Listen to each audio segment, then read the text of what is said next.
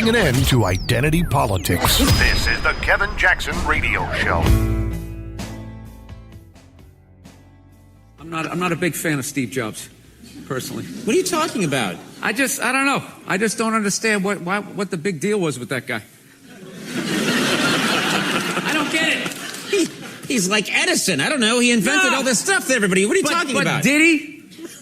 Did he sit down and I'm going to invent the iPhone and just sat there soldering, possibly welding, right? Didn't he have a crew of guys helping him out? Sure, maybe he did. So why, when he went to those nerd fests, didn't he have like a chorus of scientists behind him who helped him out too?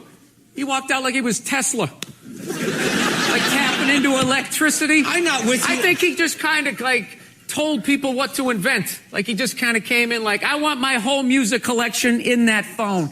Get on it! And then all these nameless, faceless guys made it happen. Yeah. And then they have the big nerd concert, and he goes out there by himself. No belt, sneakers on. Just the way he advertised. Jesus, Gandhi, me. I just thought that was a little... Geez, you'd think I was trashing the president or something. You guys are really pulling back It's here. worse than that for people. Everyone's got an iPhone, you know? Hey, look. No, I can't say that. I was going to say he's gone. They still came out with another one, right? That's true, right? I love Bill Burr. It's so true. You guys remember when I played that clip a while back and I said it's exactly... That is the most observant thing about Jobs anybody's ever said. He doesn't invent anything. He comes on and he just says, I want to do this. And people go, that's an amazing thing. And for all intents and purposes, any dopehead could come along and go, man, I like if you could put doo-doo in a little bag and then consolidate it and then a pill and then you never have to go to the bathroom again. And somebody goes, well, let's figure out how to do it. And I'm not knocking Jobs. I mean, when you look at idea people, I happen to be one. You have these great ideas and sometimes you do want people to implement it. There are people smarter than you who need to be challenged with these ideas. But the problem is when we transfer that to government. And we have a bunch of leftists who have these great ideas. And these ideas cannot be made into anything that comes into fruition. You could tell me right now, I would love to have a spaceship to go to the moon. And I want to be able to get there in a day and back. Great idea. Doesn't work. You can tell me I want to put together a society built on socialism that works. It doesn't work. So, I'll give you an example. We look at welfare. We look at all these programs that the left talk about are going to help people that aren't helping people.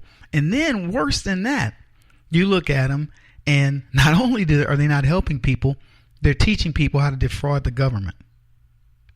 So I'll give you a good example.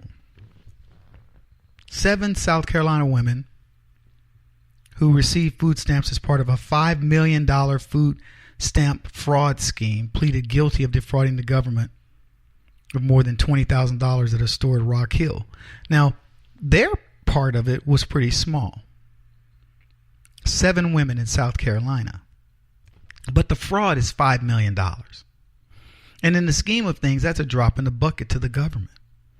But I want you to think back on Obamacare fraud. They had the recent bust of $1.3 billion in healthcare fraud. I don't know how many people it involved. 419, I think, was the number. 112 doctors and assorted other vendors taking your tax dollars, giving people opioids, abusing them, and making themselves rich, and simultaneously creating a bunch of junkies that are out on the street. This is ridiculous.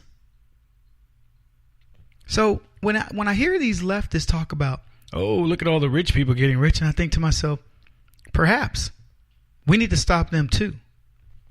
But don't dismiss these little, and then people dismiss the size of it. Well, they're just the little people. Yeah, 5,000 here, 3,000 here, 2,000 there, whatever. But there are thousands, if not millions, of people doing this every single day. They aren't getting caught, And the ones that do get caught are rarely prosecuted. And so what you find out is, this is where the dollars are going. This is where the fraud is occurring. Now, some people go, well, Kevin, that's the dirty underbelly of government. And unfortunately, it keeps people working. That's a job for some people. Really, that's your excuse? Go get a real job. But what I'm getting at is I look at these people that think they've got these great ideas. Obamacare, it's a great idea. No, it isn't. It's an idea that is killing people. They think that putting more people on food stamps is a great idea. Oh, we added 16 million people to the food stamp. Well, it's a great idea. No, you didn't. You created more people who are defrauding hardworking Americans. Look, folks, it's tough enough. I don't know how you feel about it. It's tough to keep the lights on, a roof over your head. And so we've got this going. I'll give you another one. Michelle Obama says, we can launch our food lunch program and everything will be good. Well, she did. She launched her food lunch program. And she used a guy named David Binkle. He was a pioneer among school nutrition advocates. And they wanted him to use produce and meats by local growers to reduce the number of fatty meals that got served in schools. And kids were throwing away this food. And we've talked about it. I chronicled it many times. These kids, it was unedible. It was inedible. I told you guys, my own son, he comes home with an orange. And this thing it was practically hard. And I said, what are you doing with this orange? He says, they gave him out at the door as we were leaving school. And I go, you can eat? He goes, no, they're nasty, Dad. I said, come on, it's an orange. I took that thing home. I ate it. It is absolutely it tasted like a lemon. It was nasty. It was overdone. It was far too long. I can't, how those oranges, they get that grainy texture to them. That's the way it was. It was like it had no juice, like vampires had sucked the juice out of it. Is that what they call a blood orange? Anyway, it sucked the juice out of this thing. And they can't give them away. Kids are throwing these things away. So as opposed to throwing them away, they'd say, we'll give them to the kids as they leave school. They leave school, then they throw them away. Anyway, back to Binkle. Los Angeles Unified School District serves nearly 700,000 meals per day. The chef who helped lead the charge that saw vegetarian curries, pad thai noodles, quinoa salads replace chicken nuggets and corn dogs is under fire. Now, the initiatives won the LA County School District all kinds of awards, drew praise from Michelle Obama. She was fighting childhood obesity. And Binkle got appearances on TEDx and other stuff. But as he was revolutionizing meals for the district students, it's alleged that he was illegally funneling tens of thousands of dollars of district money into his private consulting firm. And see, this is my problem with the left. They always do this. It does. At some point, it has to become something they can earn money from. It's not enough that David Binkle has a good job. He gets recognized by people and so on and so forth. He believes he's done a good job. But for the record, I'm not saying I love pad thai noodles. I'll even eat vegetarian curries. But I like corn dogs and I like chicken nuggets, and there's nothing wrong with them. But the thing that's wrong with it is, that somewhere down the line he's feathering his own nest. That's what they do. Everybody in the left is a politician of sorts. There are no people that just do their jobs. Just go out there and say, I'm the food chef or whatever, the food czar for LA County.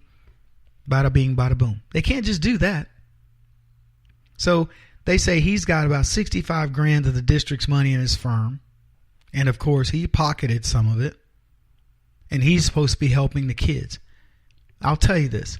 You go to any major metropolitan school district in the country, and you'll find more fraud and more waste than in practically any legitimate business, especially one the size of like in LA County.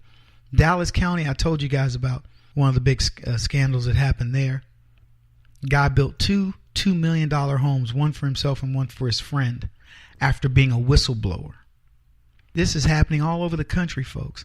All these great ideas of the left, the things that they claim are, we should be excited about. There's nothing to be excited about. Socialism doesn't work. And not allowing these choices and thinking one size fits all dooms everybody. He won't stop until he's the top-rated radio talk show host in America. What kind of weird competitive freak are you? This is the Kevin Jackson Radio Show.